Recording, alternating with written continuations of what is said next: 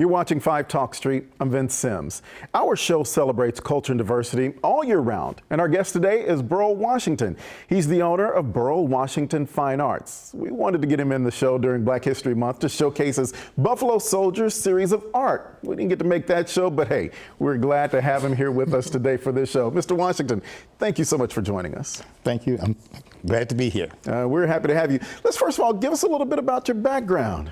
Well, I was born and raised in a South Texas town, and I went to school there, and I've been an artist all my life. Ever since I was a little toddler, I've been drawing and things like that. Really? Yeah. So what made you interested in art and drawing as a toddler even? What got you in that direction?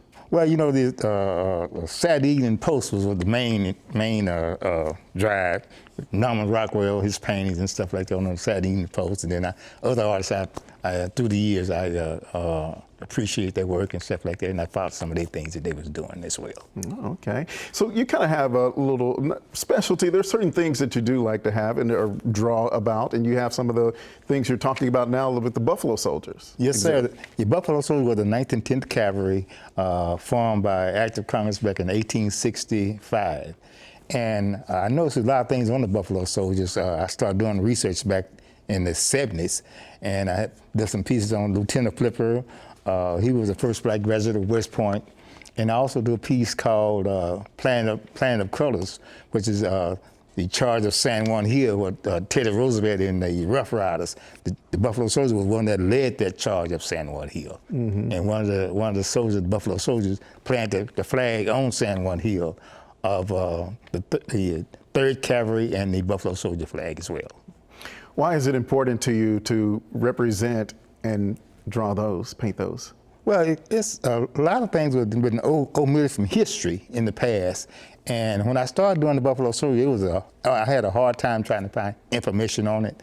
And so I went to a lot of military posts and just started doing research on it. And now, you know, they got a National Buffalo Soldier Museum in Houston, which they have several of my pieces in there as well. And so now, you know, have a stamp and all that stuff now on the Buffalo Soldiers. So, since you did a lot of studying on them, explain the name of the Buffalo Soldiers. Where does that come from? Well, it's different aspects of that, interpretations of it. Mm-hmm. Some people said it was called the Indian. When they first saw the black man, he was on a horse, and his kinky hair resembled that of the mane of the buffalo. Mm-hmm. And that's why one terminology came from. And then the other one was that they were fierce warriors. And it was out of respect for their battle, in battle, that they were just as tough as a buffalo. And the buffalo was a sacred animal of the Indians. Mm-hmm. And that's where they got that terminology from as well. All right. You do many more paintings besides just that. So let's talk about another one that you have, the Yellow Rose of Texas, that painting and who that is. The Yellow Rose of Texas, her name was Emily Morgan. She was the one that entertained Santa Anna in his tent long enough for the Texas Army to surround the Mexican Army and take them by surprise. And, you know, Santa Anna would consider himself a ladies' man, and that pillow talk got him in trouble. And she was a pretty tough lady herself, wasn't she? Yeah, she was. She was a spy, and without his knowledge, you know, all that pillow talk, like say, mm-hmm. got him in trouble.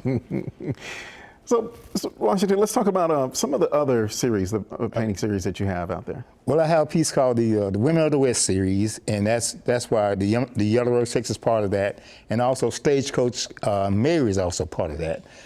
She was a two-fisted lady. She was really tough, mm-hmm. and you know, she drove stagecoaches for Wells Fargo and other things like that.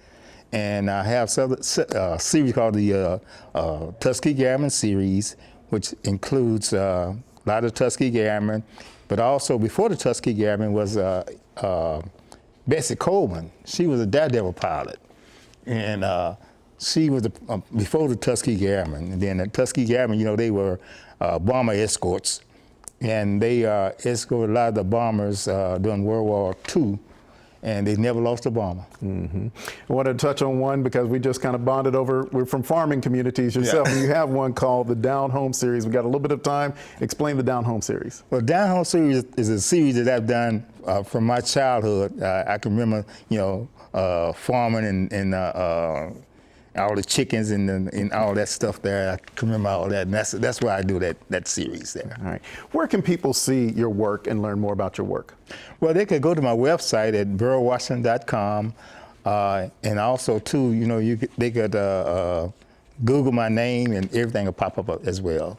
Wow. But they could call me, and my phone number and everything's on the. We had it on there. Yeah. Well, Mr. Washington, thank you so much for joining us and sharing with us your artwork and your recording of history, basically, through your work. Well, thank you. I appreciate it, and I enjoy being here. Yes, sir.